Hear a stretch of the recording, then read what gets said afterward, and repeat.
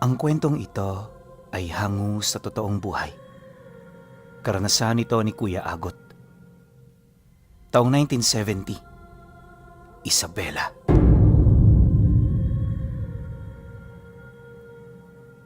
Noong mga panahong ito, kakauwi lang ni Kuya Agot sa Isabela. Matagal-tagal din siya sa Tarlac, na kung hindi siya nagkakamali, mag-iisang dekada siya roon. Magmula kasi noong namatay ang kanyang mga magulang, napilitan na siyang lumipat ng lugar. Ito lang ang nakita niyang paraan upang makatakas sa kahirapang paulit-ulit nilang nararanasan sa probinsya. Ayon pa sa kanya na, magmula noong nakalis siya, kahit papaano naging magaan ang buhay niya. Sa tinagal-tagal niyang pananatili sa Tarlac, doon na rin siya nagkaroon ng sarili niyang pamilya. At kung tutuusin, wala na dapat siyang balak na umuwi. Ang kaso lang, nabalitaan niyang nagkasakit yung kababata niyang pinakamalapit sa kanya. Yon ang pinakamatalik niyang kaibigan. Kaya nang malaman niyang tungkol dito, hindi siya nagdalawang isip na bisitahin ito. 1 linggo lang ang hiningi niya sa kanyang asawa, kaya naman hindi na ito tumutol. Pagdating niya sa Tumawini, agad siyang sinalubong ng mga kamag-anak nito. Bago pa man kasi siya makarating doon, meron na silang komunikasyon kung saan niya ito kikitain. Mabuti na lang, nasundurin siya ng mga ito kaagad, kaya naging maayos ang kanyang lakad. Nang marating na niya ang bahay nito, doon tumambad sa kanya ang kaibigan niyang nanghihina na. Napakapayat na rin ito tingnan, tapos yung paglalakad nito, animoy sapilitan ang paghakbang. Pagsilay naman ito sa kanya, nakangiti itong naglakad habang nakatitig. Sa estado nito pinuno, masasabi mo talagang malapit na itong pumanaw. Nang mapansin ngayon ni Kuya Agot, abot langit ang naramdaman niyang awa ukol sa sitwasyon nito. Gayunpaman, iniwasan niyang magpakita ng kahit na anong emosyon sa kadahilan ng baka isipin nito na kaya lang siya pumunta ay dahil sa awa niya. Pagharap naman nilang dalawa, hinawakan nito ang kamay niya habang nananatiling tahimik. Wala itong anumang sinabi sa kanya na para bang sapat na para rito na makita siya ng personal. Huwag ka nga ganyan, Pablo. Hindi ako sanay na makita kang mahina. Magpagaling ka. Lahat ng gamot na ibibigay sa'yo, inumin mo. Tandaan mo, hindi ka namin matutulungan sa iyong problema. Bungad na wika niya. Nang marinig naman ito ang kanyang sinabi, ngumisi lang naman ito habang sumasagot ng, "Inaalagaan ko naman ang sarili ko, Agot. Pero alam mo ba, ramdam ko na malapit na akong lumisan. Kaya nga ako nagmakaawa sa iyo na umuwi ka dahil gusto kitang makita sa huling pagkakataon ng aking buhay. Mabuti naman na tinupad mo. Maraming salamat. Kahit kailan talaga hindi mo ako binibigo." Dahil sa sinabi nito, doon na unti-unting bumuhos ang kanyang lungkot. Awang-awa talaga siya sa taong yon, sa kadahilan ng itinuring niya itong tunay na kapatid.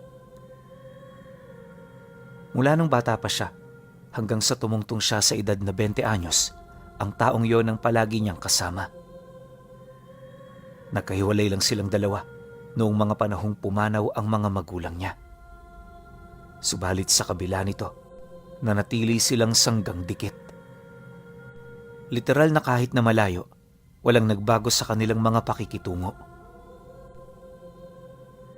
Sa loob ng ilang araw niya roong pananatili, nalaman niya ang totoong karamdaman ng kanyang kaibigan. Base rin sa mga taong tumutulong dito, wala na umanong lunas para sa sakit nito.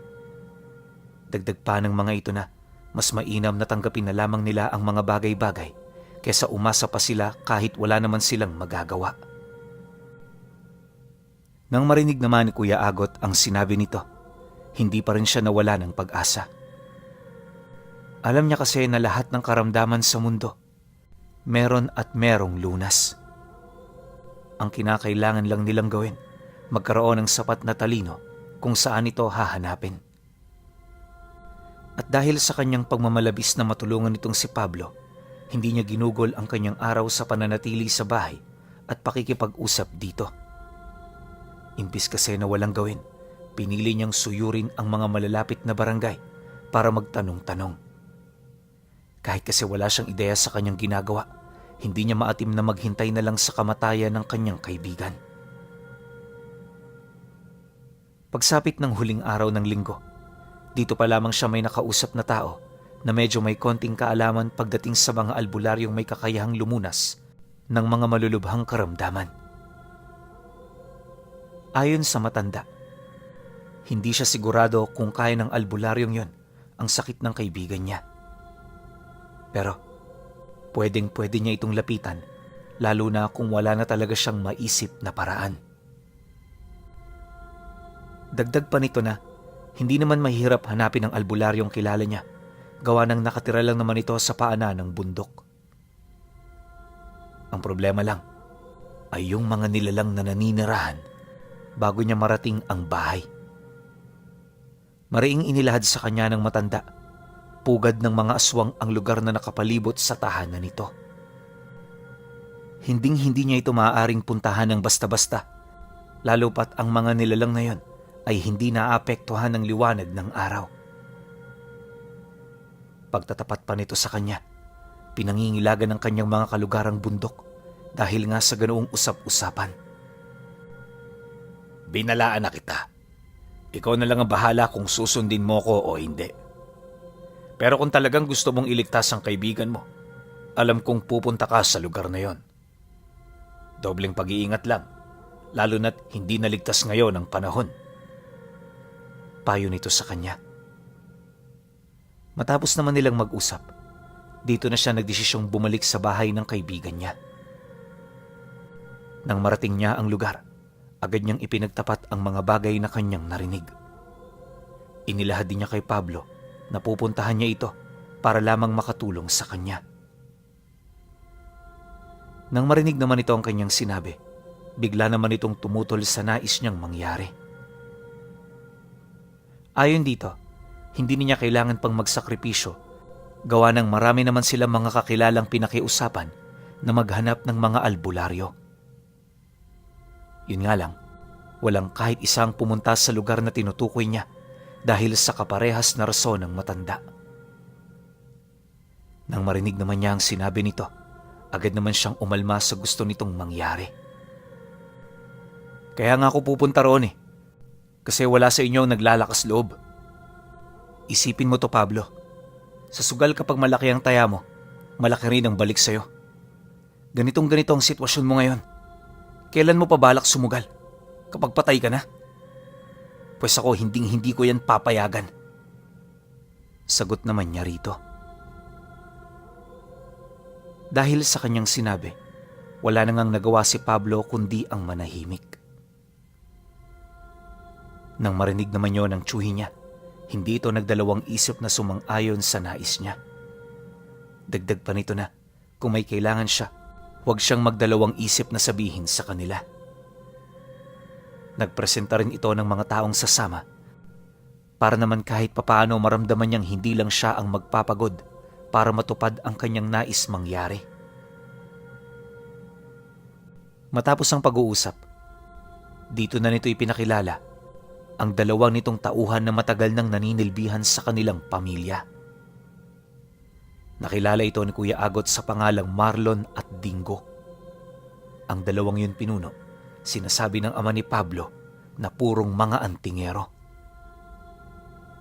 Siyempre, bilang matagal na siyang naninirahan sa bayan, hindi talaga siya naniniwala sa mga ganon. Ang tanging pinaniniwalaan niya lang kasi ay yung mga manggagamot. Maski nga ang mga aswang, hindi talaga siya naniniwala dahil ang rason niya, wala pa naman siyang nakitang ganun.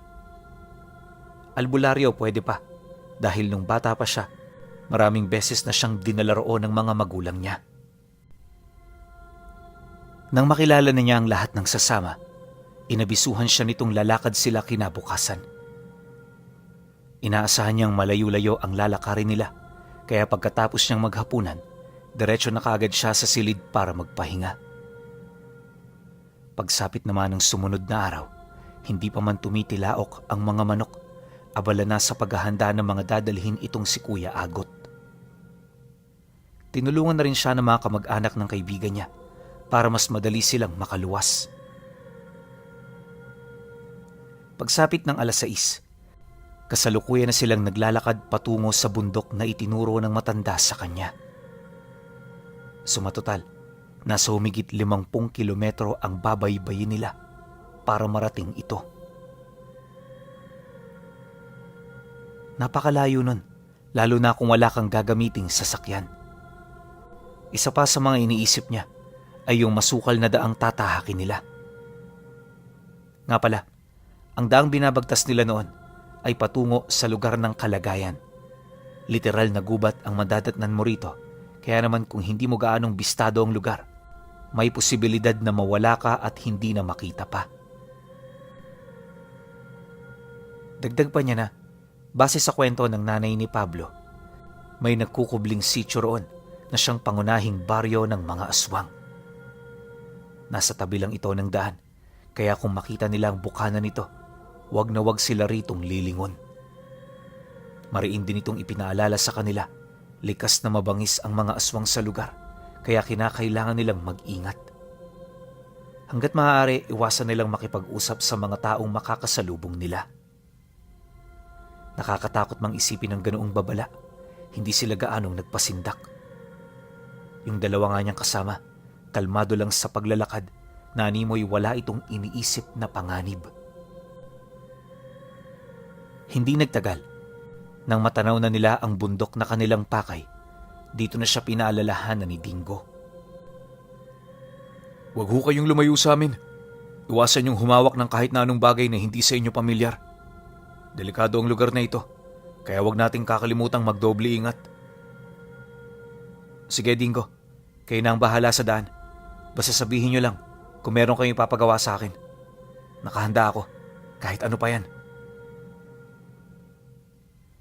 Nang marinig naman ito ang kanyang sinabi, nagpatuloy lang naman ito sa paglalakad. Habang papalapit sila sa lugar, mas lalo ring tumatahimik noon ang hanay nila. Di nagtagal, pagpasok nila sa gubat, ilang milya ang layo sa bundok, dito niya na napansin ang unti-unting pagbabago ng paligid. Hindi niya mawari pero sa mga sandaling yon, pakiramdam niya merong nagmamasid sa kanila. Ang problema, hindi niya matukoy kung saan ito nagmumula. Basta ramdam niya talagang may nakatitig. Kahit nga yung mga kasamahan niya, panay na rin ang pagmamasid sa lugar na tinatahak nila. Gayunpaman, sa kabila ng ganoong sitwasyon, nagpatuloy sila sa paglalakad hanggang sa makausad na sila ng 1 kilometro. Nang mapansin nilang malapit na sila sa puso ng gubat, dito na nila pa isa-isang nakita ang mga magsasakang animoy papauwi na ng baryo.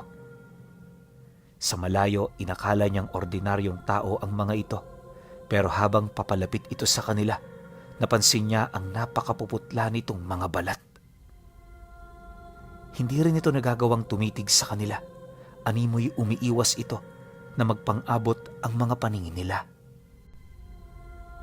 Akala niya ganun lang ang mangyayari, pero nang makalagpas na ito sa kanila, dito na nila nasilayan ang grupo ng mga kalalakihang nakaupo sa gilid ng daan. Kagaya ng kanilang mga nakasalubong, may malaabo rin itong balat, tapos yung mga mata nito nanlilisik na animoy hindi nito gusto na may dayo sa kanilang lugar. Pagramdam naman ng mga itong malapit na silang tatlo, dito na ito isa-isang tumayo upang harangan ang kanilang daraanan.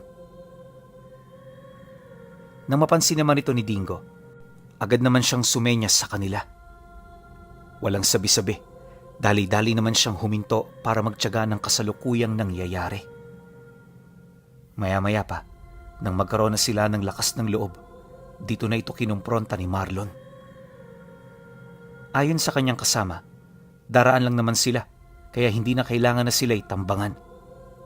Mariin din itong inilahad, meron lang silang pakay sa lugar, at pagkatapos nito aalis din naman sila kaagad. Nang marinig naman ito ng grupo, nanatili pa rin itong nakatayo habang tinitingnan sila bakas ang matinding galit sa kani-kanilang mga mata. Ilang segundo pa ang lumipas. Napatahimik naman sila ng bahagya nang may marinig silang magsalita. Hindi importante ang pakay nyo rito. Kaya bumalik na lang kayo. Mas makakabuti yon para sa ating lahat. Alam kong hindi naman siguro kayo rito pumunta nang hindi nyo kami kilala, hindi ba? Sa lugar na ito meron kaming batas. At kabilang dito ang hindi pangingialam ng mga tagalabas sa nakatira ritong albularyo. Ano man ang aming rason kung bakit namin ito ipinapatupad, nasa samin na lang yon. Pagkasambit nito ng mga katagang yon, hindi na sila nangahasbang sumagot. Naisip kasi nila na mas lalo lang nitong papataasin ng tensyon kung sakali mang magpupumilit pa sila sa mga nais nila. Ilang minuto pa ang lumipas, pagtahimik naman ng nilalang, dito na sila nagdesisyong bumalik. Akala talaga noon ni Kuya Agot babalik na sila pero nang makalayo-layo na sila sa mga nilalang, pasimpleng tinahak ni Dingo ang ibang daan pabalik dito. Pagpasok nila sa isang masukal na parte, pinaupo sila nito sa ugat ng puno habang dinadasala ng latin. Makikita mo sa mga mata nito ang matinding pagninilay at pag-iingat sa mga katagang kanyang sinasambit na parabang meron itong kinakatakutan. Ayon kay Marlon, kaya ganoon ang aksyon ni Dingo ay dahil sa mapanganib ang mga dasal na kanyang ginagamit. Lingid sa kaalaman ni Kuya Agot, sinusubukan nitong gayahin ang presensya ng mga aswang. Yon ang naisip nitong paraan upang makibagay sa mga nilalang at para hindi na sila nito mapansin kapag ipinagpatuloy na nila ang kanilang lakad. Matapos itong gawin ni Dingo, binigyan siya nito ng isang bato na napakalagkit. Unang subo niya rito, agad itong dumikit sa kanyang ngalangala. Kahit sinasadya niya itong alisin, hindi niya talaga yun magawa. Nang mapansin naman ito ni Dingo, inabisuhan siya nitong wag na wag itong pangangahasang gawin. Ayon dito, nasa sandaling malaglag sa ngalangala niya ang bato, matutunugan na siya ng mga nilalang na nasa paligid. At sa oras na mangyari ang bagay na yan, maging sila man ay wala nang magagawa para mailigtas siya. Nang marinig naman niya ang sinabi nito, hindi niya maipagkakailang kinilabutan talaga siya. Kung kanina gustong-gusto niya itong tanggalin, ngunit sa mga sandaling yon, parang ingat na ingat siya sa paglalakad, sa takot na baka malaglag ang bato. Ilang minuto pa ang lumipas, awa naman ng Diyos walang nangyaring masama. Pagsapit ng dapit hapon, bahagya silang nagpahinga upang mapakiramdaman ng buong paligid. Kahit kasi hindi sila napapansin ng mga aswang, may posibilidad pa ring masipat sila ng mga ito. Yon ang kanilang kinakatakutan, gawa ng hindi madaling tumakas sa ganoong lugar na halos pinalilibutan na ng mga pugad. Sa pagpapatuloy ng kanilang paglalakad, dito na siya unti-unting nakakasilay ng mga kakaibang bagay sa puno. Noong una, hindi pa siya roon gaanong naniniwala, pero sa katagalan ng pagmamasid niya, napagtanto niyang totoo ang mga ito. Ayon kay Kuya Agot Pinuno, na sa gubat na yon, nagkalat ang mga damit ng tao sa malalaking sanga ng matatandang kahoy. Wala siyang ideya kung papaano yun doon nakapunta. Pero base sa kasama niyang si Dingo, yon ang mga bakas ng mga taong kinatay dito.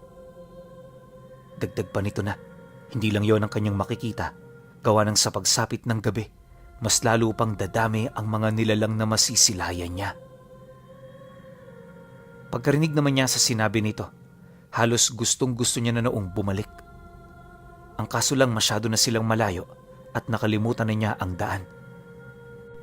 Malapit na ring dumilim ang paligid, kaya ang pinakaligtas na lugar kung saan pwede siyang manatili ay sa piling ng kanyang mga kasama. Hindi nagtagal, pagpatak naman ng gabi, doon na nagsimula ang pagrinig nila ng mga kakaibang tunog. May mga sumisigaw, humihingi ng tulong, Tapos mga taong tumatakbo kahit wala naman silang nakikita. Lahat yon paulit-ulit nilang naririnig hanggang sa mapadpad sila sa kakahuyan na punong-puno ng lumot ang buong paligid. Nang marating nila ang lugar na yon, bahagya silang natigilan. Gawa ng di kalayuan sa daan, may nakita silang isang tao na nakalubog sa maliit na lawa. Akala nila kung ano lang ito, pero paglapit nilang tatlo, nakita nilang nakalabas na sa balat ang mismong mga buto nito. Paungol-ungol na lang din ang nilalang na animoy wala na ito sa kanyang sariling pag-iisip. Dagdag pa niya na habang nakalubog ito sa tubig, panay ang pagmamasid nito sa buong paligid. Dahil dito, kinakailangan pa nilang magtago para lang makalayo. Habang tinatahak nila ang daan, kapansin-pansin naman ang pag-amoy ng nilalang sa hangin. Hindi nila mawari kung ano ang ginagawa nito pero meron silang kutob na may naaamoy itong kakaiba. Kalaunan, nang medyo makalayo na sila, doon pa lamang sila nakahinga ng maluwag. Ni isa sa kanila, walang nanghangad na malaman kung ano ang kakayahan ng nilalang.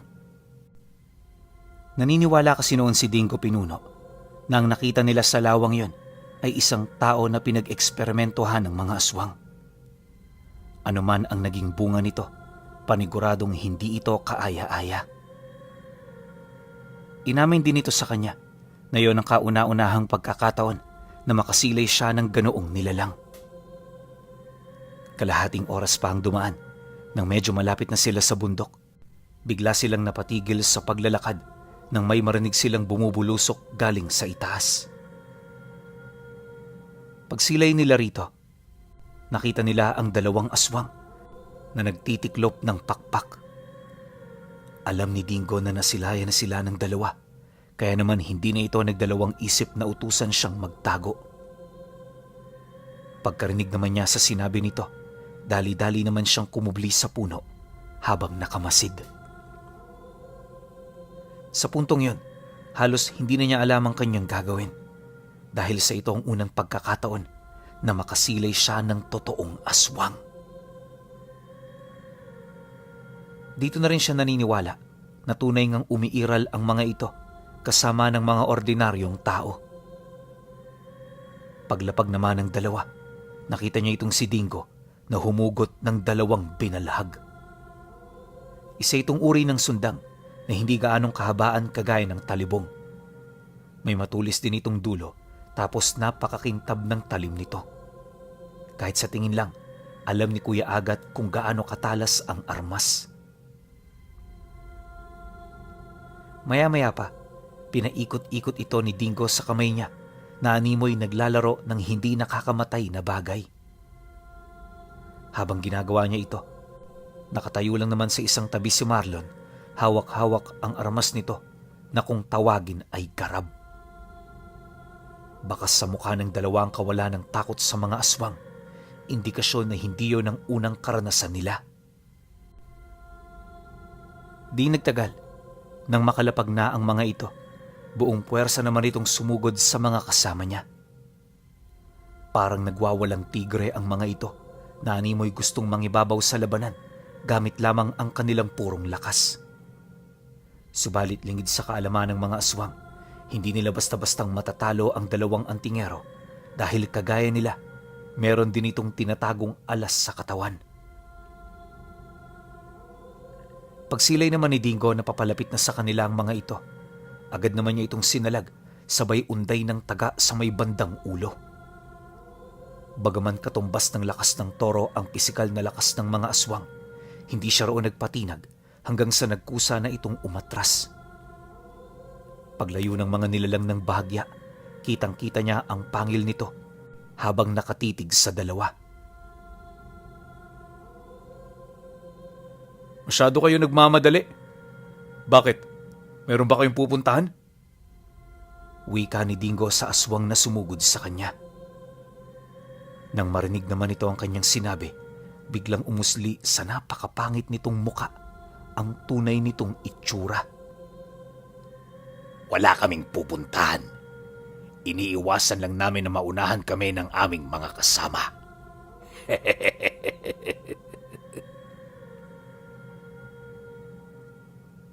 Dahil sa sinabi nito, napangiti lang naman si Dingo.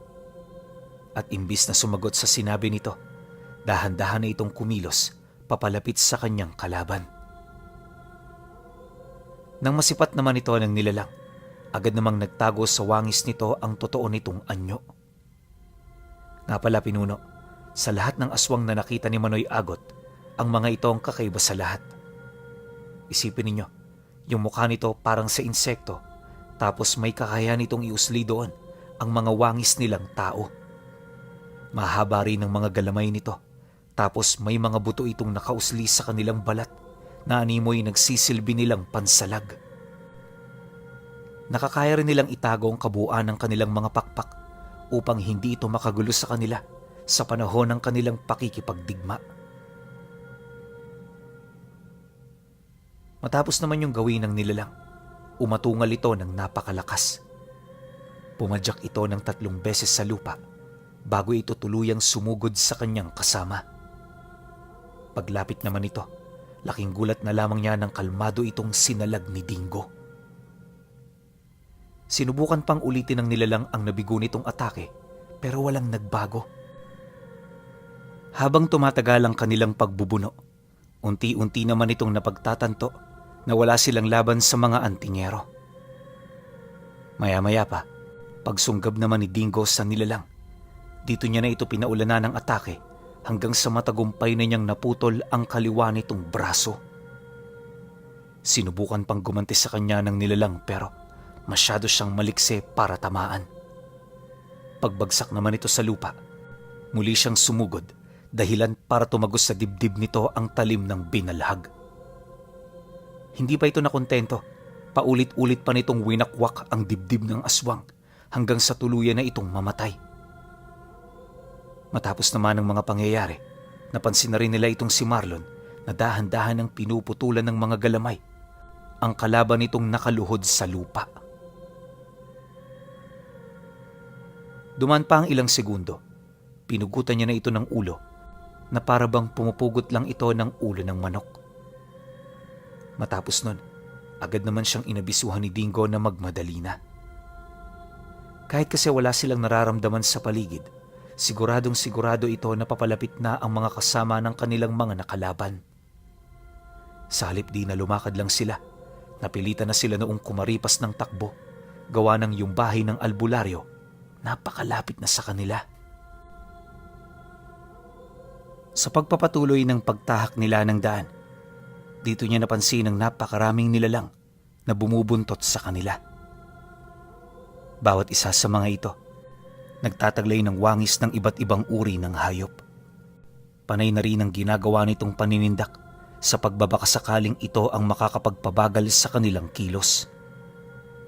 Ang kaso lang, dahil sa karanasan ng dalawa niyang kasama, kaya naman hindi nito natupad ang masama nilang binabalak.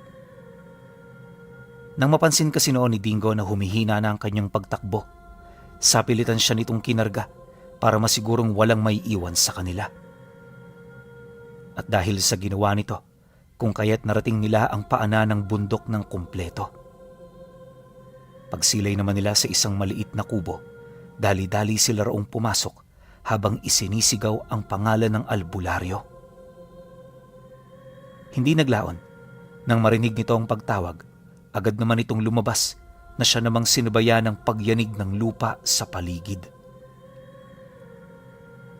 Dahil dito, kung kaya't napilitan ng huminto ang mga aswang. Maya-maya pa, doon na tumambad sa kanila ang matandang albularyo na merong hawak-hawak na tungkod. Nakapasok na sila rito sa loob ng aking bakuran. Ibig sabihin mga bisita ko na sila. Lumayas na kayo rito bago pa magbago ang isip ko.